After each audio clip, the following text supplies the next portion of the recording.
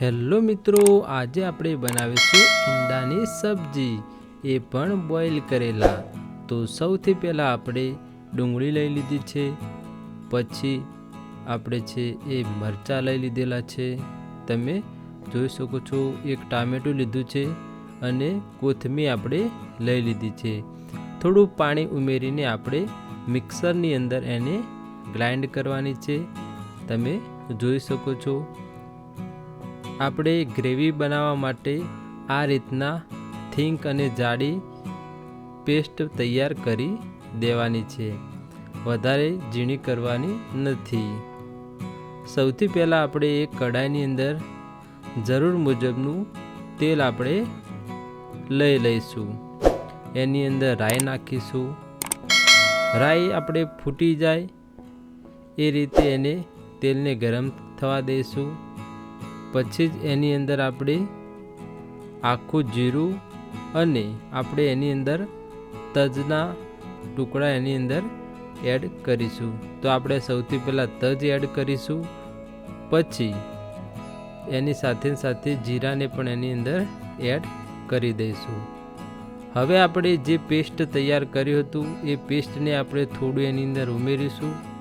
પછી બાકી બધું જે પેસ્ટ છે, જે ગ્રેવી છે, એને આપણે તેલની અંદર કઢાઈની અંદર આપણે નાખી દઈશું અને બરોબરનું એને મિક્સ કરીશું, જેથી કરીને સારી રીતે મિક્સ થઈ જાય એ રીતે આપણે એને મિક્સ કરીશું અને આપણે એને ઢાંકી દઈશું। મિત્રો, થોડું ઘણું તેલ આપણું અંદર એનું આવી ગયું છે। હવે આપણે સ્વાદ પ્રમાણે મીઠું નાખીશું, તમે વધારે અથવા ઓછું પણ કરી શકો છો। 1 ચમચી જેટલી આપણે એને હળદર લીધી છે।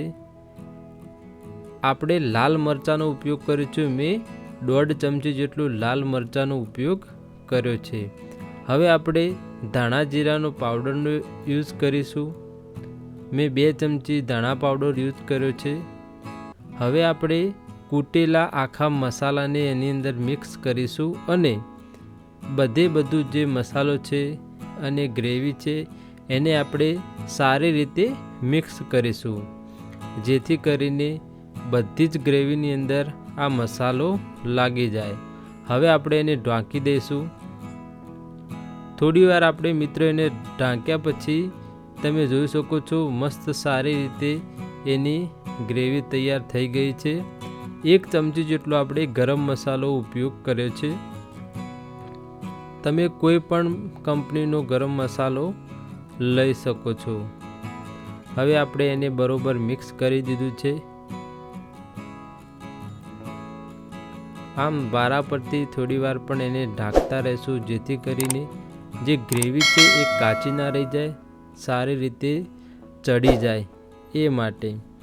હવે મિત્રો, જે ઈંડા છે એ બોઇલ કરેલા ઈંડા મેં 5 ઈંડા લીધા છે, એને 1 ઈંડાના 4 ટુકડા કરીને એની અંદર આપણે નાખી દીધા છે। તમે ઈંડા વધારે અથવા ઓછા લઈ શકો છો।